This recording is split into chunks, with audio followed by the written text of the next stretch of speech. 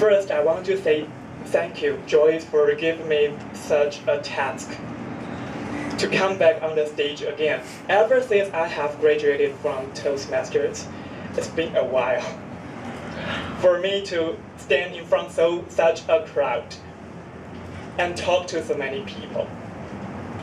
I used to be the president here, and about 1.5 years ago, I still feel nervous, even after so many training. Before I start, I want to make a few points. Everyone knows that the stage is very cruel.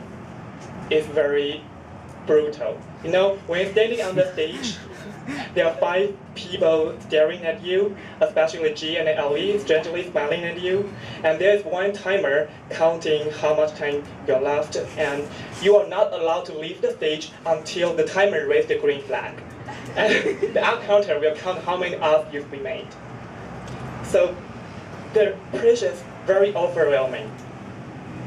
I remember in my first year in Toastmasters, my heart almost pumped out every time I was called onto the stage.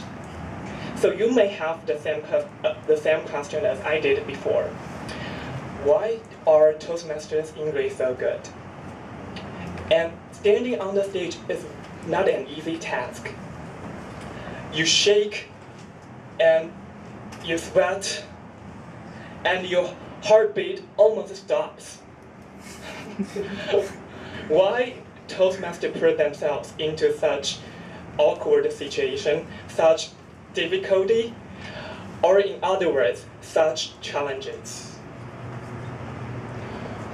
I don't know for what reason you come here tonight.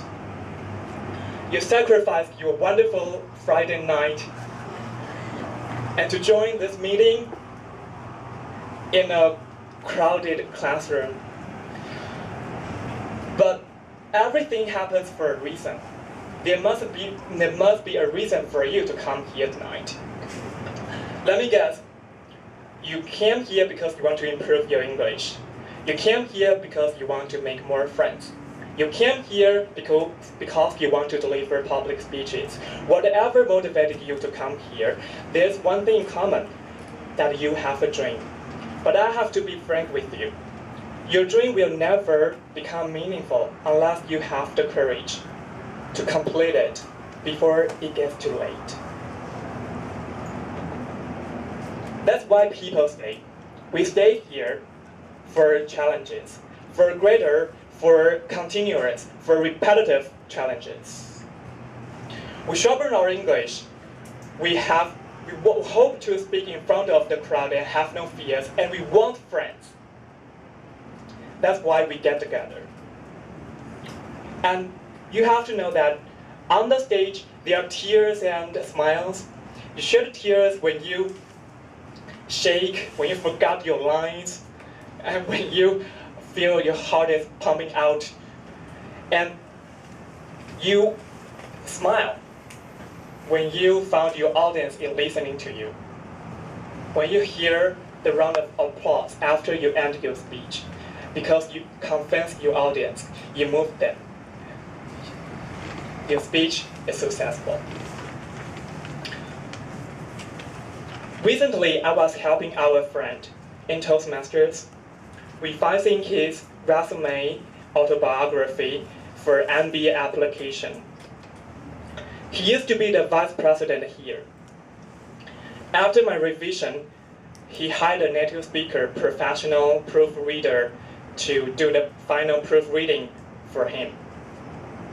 When we wrote about his club experience, we wrote Toastmasters, vice president, blah, blah, blah.